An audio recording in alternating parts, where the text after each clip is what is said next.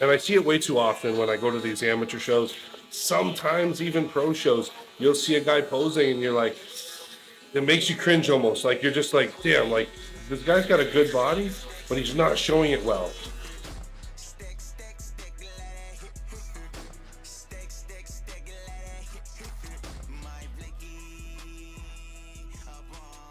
All right, guys, we are here in Italy, and we are officially one day out from the Italy Pro. It's going to be really hard to sleep tonight, I'll tell you that. But we're here at the barbershop getting cleaned up, getting the final cleanup before. Today we had an amazing workout. So we're posing in the morning, we're posing after the gym, and we're posing before meal 5 and 6. So he can get a good look and actually make the proper adjustments for the plan going into the show. So it's unfortunate he's not here in Italy with us, but we're making it work. All right, guys, so a question that I've been asked is, like, what are common mistakes that are made during a prep, amateur and professional, and what I've done to fix that mistake? I'm going to say one of the most important things, and a huge mistake that a lot of people make, is they downplay the posing. If we don't practice our posing, it's very difficult to show what you have. And I see it way too often when I go to these amateur shows, sometimes even pro shows. You'll see a guy posing and you're like, it makes you cringe almost. Like you're just like, damn, like this guy's got a good body, but he's not showing it well. You could have a pretty good body and pose terribly, and you're just not going to do well at all.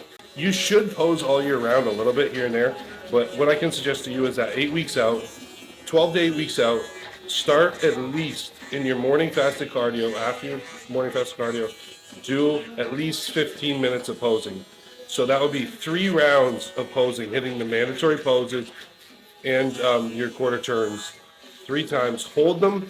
You can start by doing 6 seconds, holding each one, and you work your way up to 10 and 12 seconds, okay? So 6, 8, 10, 12. But you want to do 3 rounds of that, at least either after your workout or after your morning cardio. I've been doing that for the past weeks, and right now I'm actually doing 3 sessions of posing, 1 in the morning, 3 rounds, holding for 10 seconds.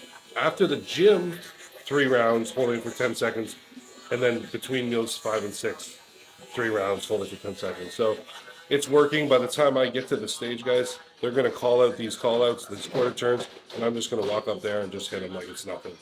And it's just second nature at that point.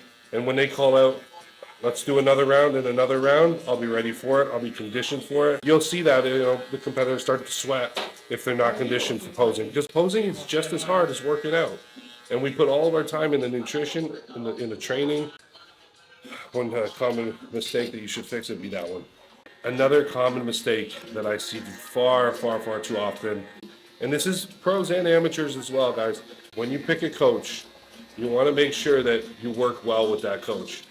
And there's a few ways to do that. You need to trial and error, but at the same time, do your research beforehand. Ask friends, ask people that have already worked with them. Don't just hire them at 12 weeks out from the contest. Hire them for the off season, so that when you go into a preparation, you can actually make the proper adjustments. You already know the kind of style.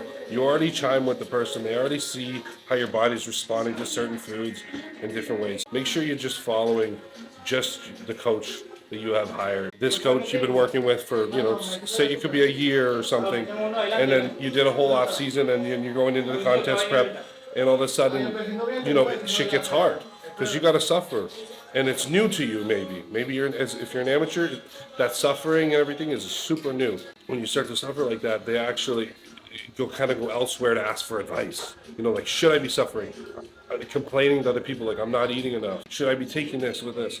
Because they're not comfortable, and this sport is extreme. You're not going to be comfortable. You have to get comfortable with being uncomfortable. People will, like I said, go out and look for advice. If they're talking to other coaches, they're going to be like, oh, what are you doing?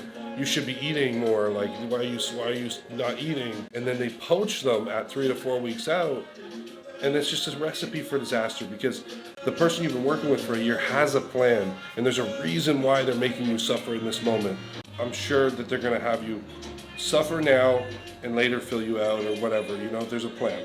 All right, guys, so I'm really excited to be, doing these podcasts with the IFBBAMA. Really awesome people. Chris Tuttle, you got Frank McGrath, Antoine, Juji, and you got Lee Priest, and Milos. So we're doing different podcasts, like rate your physiques and, you know, just talking about different subjects and whatnot.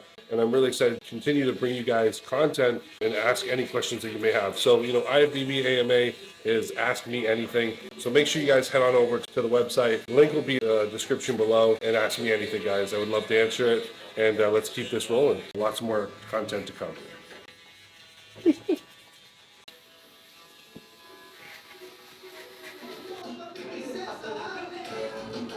Like these?